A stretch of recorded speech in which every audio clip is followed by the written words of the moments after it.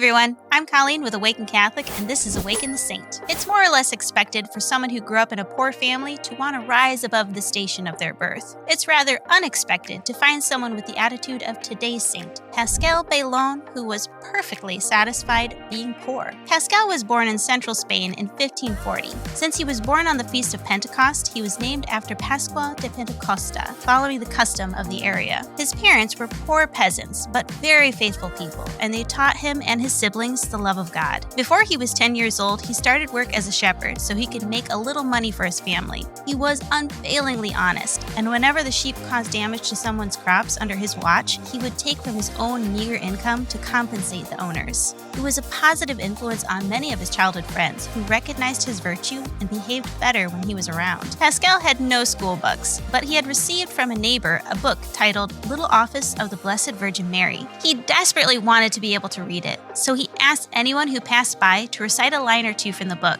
In giving him some small instructions, he slowly learned to read and write. In time, Paschal met a man named John Aparicio, a fellow shepherd who became a good friend of his. They would often meet in the mornings to talk, and one day, Paschal told his friend that he wished to quit his job and enter into religious life. John encouraged this idea and recommended many popular monasteries in their part of the country that he could visit. However, Paschal thought these well-known monasteries were much too grand for him. He said in response, "I was born poor and am resolved to die in poverty and penance." In spite of this proclamation, Paschal did, at 18 years old, try to join the Franciscans, but when he first went to their door, he was turned away. The monks refused him because they feared he was still too young and rash and would not do well in their order. Paschal was not too disappointed. Content to go where God led him, he returned to the life of a shepherd for a time. He would try again when he was 24 years old and be accepted as a religious brother. In the years to come, Paschal proved his devotion to God and those in his community. He performed even the simplest tasks with joy, cooking, cleaning, and attending to those who were sick and destitute. When he was not performing these duties, he dedicated hours in silent meditation and prayer, sometimes spending entire nights before the altar. Those within the order encouraged him to become a priest, but Paschal did not feel called to that position and chose to remain a humble friar. Though he was loved by the poor and visited by many who asked for his wisdom, he avoided drawing attention to himself as much as possible. He died in 1592 at 52 years old. A number of miracles were attributed to him both before and after his death,